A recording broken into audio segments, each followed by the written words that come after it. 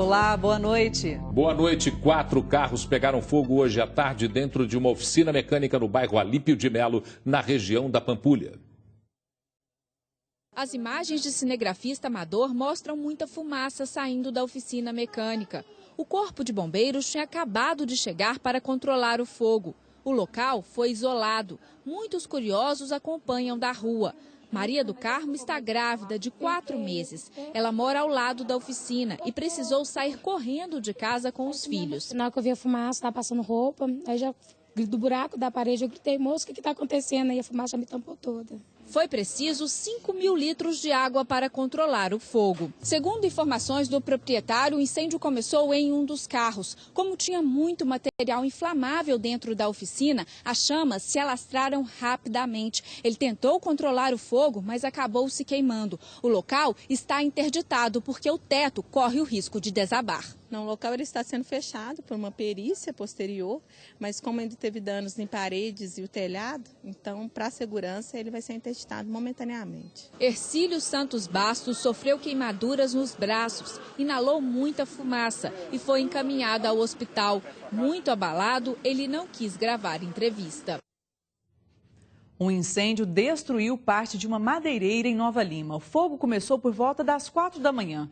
Ripas e cortes de madeira foram destruídos pelas chamas, que também atingiram as vigas de sustentação do galpão. Havia risco de desabamento do telhado. Na hora do incêndio, o local estava fechado. As causas do incêndio ainda são desconhecidas. O caso vai ser investigado pela Polícia Civil. Adiada pela segunda vez a audiência de instrução do julgamento do ex-bancário Pedro Meyer. Ele é acusado de abusar sexualmente 16 jovens em Belo Horizonte, em Contagem, na década de 90. Hoje seriam ouvidas 11 testemunhas, 5 de defesa e 6 de acusação. Entre elas, a filha deste homem, que foi atacada quando tinha 12 anos e que reconheceu Pedro Meyer 15 anos depois. Minha filha, quando estavam indo trabalhar, me identificou, seguiu e me ligou. Eu acionei a polícia. A doutora Margarete teve certeza que ele era um suspeito que poderia ser o agressor. Pediu a preventiva, na delegacia ele confessou 3 crimes. O motivo do adiamento foi um laudo de sanidade mental pedido em abril do ano passado pela defesa. Os 2 exames feitos deram como inconclusivos. A Justiça, então, solicitou uma nova avaliação, que não tem data para ficar pronta. O ML não teve condições de concluir o laudo que foi requerido desde abril do ano passado. Pediu para que seja designada uma equipe multidisciplinar. Essa equipe demanda tempo, demanda uma internação num hospital a ser designado pelo próprio IML, que vai avaliar o caso do Pedro. O adiamento revoltou familiares das vítimas que hostilizaram o advogado de Pedro Meyer na saída do tribunal.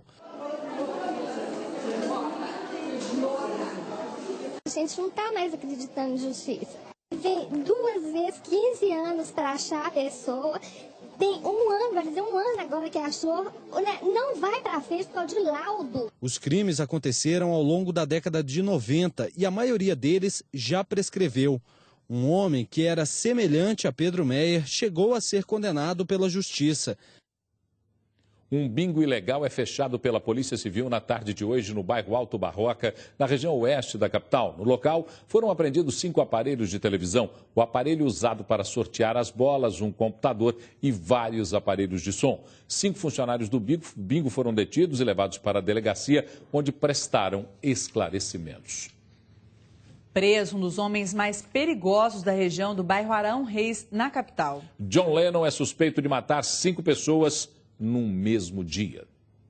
John Lennon Gomes Camargos, de 21 anos, foi preso nos arredores de um baile funk em Venda Nova. Ele é suspeito de 5 homicídios em um mesmo dia no bairro Arão Reis. Na primeira ação, John Lennon teria feito diversos disparos contra 3 pessoas que estavam em um bar. Um homem de 25 anos morreu na hora. O outro alvo, horas mais tarde, foi um carro onde estavam 4 pessoas. Todas elas foram assassinadas a tiros. Segundo a Polícia Civil, as vítimas não tinham nenhum envolvimento com o tráfico de drogas. Elas teriam sido confundidas.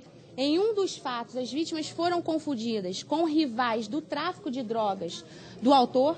E na outra ocasião, as vítimas eram oriundas do bairro Ribeiro de Abreu, onde o John Lennon possui guerra em razão do tráfico. John Lennon tem passagens por associação para o tráfico, receptação e direção perigosa. Ele também é suspeito de outros 5 homicídios. Estado de alerta. O Comitê de Políticas de Enfrentamento à Dengue no Estado convocou uma reunião 24 horas depois que foi confirmada a primeira morte por dengue hemorrágica em 2013. O repórter Eloy Oliveira, ao vivo, tem mais informações. Eloy, e agora? O que será feito para diminuir os casos no estado? Boa noite, Monique. Boa noite a todos. Olha, o governo do estado pretende reforçar as ações de combate ao mosquito da dengue. E essas ações serão reforçadas principalmente no norte de Minas e no Vale do Aço. No Vale do Aço, por exemplo, serão investidos R$1,5 milhão e 200 pessoas vão ser contratadas para trabalhar no combate aos focos do mosquito transmissor da doença. No norte de Minas, serão 100 pessoas contratadas.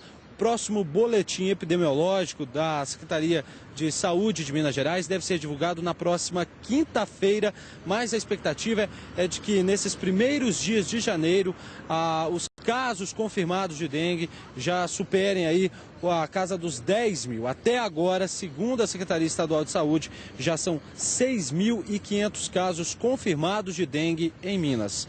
Nós voltamos ao estúdio. Obrigada, Eloy. Boa noite. A Polícia Federal realizou na manhã de hoje a Operação Bloqueio, com 7 mandados de prisão contra um grupo especializado em aplicar golpes em servidores públicos federais aposentados.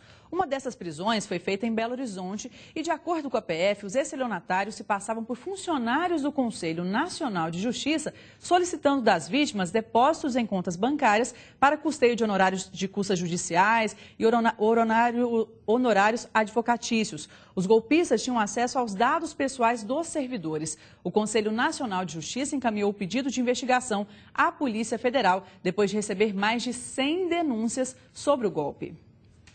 A Polícia Civil quer saber como é que drogas foram parar dentro da penitenciária Nelson Hungria, em Contagem. Até os agentes penitenciários de folga foram chamados para prestar esclarecimentos. As viaturas ficaram paradas por mais de 5 horas em frente à porta da delegacia.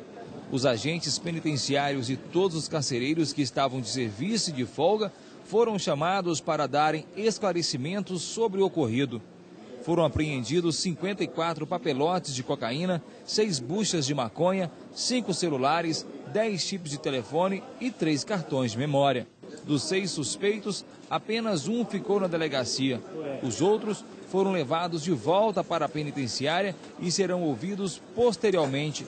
Segundo a polícia, a informação que foi passada pelos agentes é que com cada preso foi encontrado uma quantidade de drogas. Agora, a polícia vai investigar para saber como esses produtos entraram dentro de uma penitenciária considerada de segurança máxima. Agências bancárias são alvos de ataque em 3 cidades do sul de Minas em menos de 24 horas. O explosivo foi encontrado dentro de um caixa de Peixoto, distrito de Ibiraci. O GAT foi acionado e retirou o artefato. Não há pistas de quem são os assaltantes. Em 3 pontas, a polícia prendeu 5 homens que planejavam arrombar uma agência no centro da cidade. Com as imagens do circuito interno, a quadrilha foi presa com os materiais. Já na cidade de Campanha, uma denúncia anônima reclamando de barulhos dentro de um banco levou os policiais até o local. 2 homens estavam escondidos atrás dos balcões do prédio.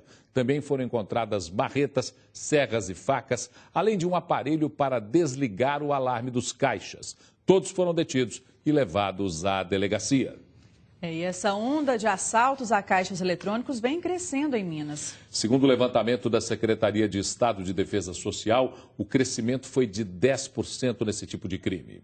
O número de ocorrências passou de 119 em 2011 para 131 em 2012. No período de janeiro a novembro, o equivalente a uma média de 12 casos por mês.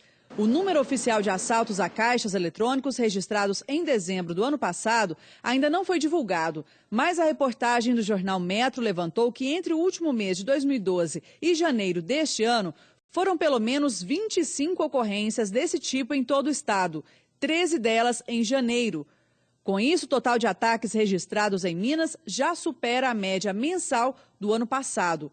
A última medida adotada pelas sedes quanto às frequentes explosões de caixas no estado foi o envio de um ofício do secretário Rômulo Ferraz à bancada federal mineira, sugerindo que os bancos adotem mecanismos para evitar esse tipo de crime.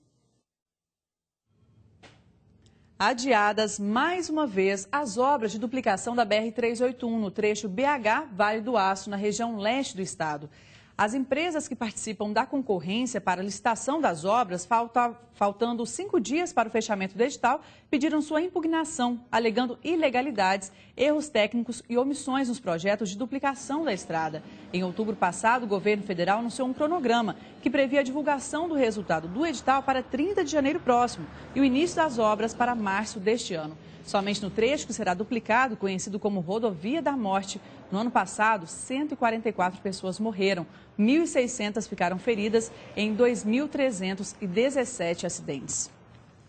Você vai conhecer a seguir heróis que ajudaram a salvar um casal de um desmoronamento em Belo Horizonte. É uma história incrível. E ainda hoje aumentam os problemas para os compradores de imóveis em BH. Agora são 7 horas e 1 minutinho, nós voltamos já já. Jornal Pan.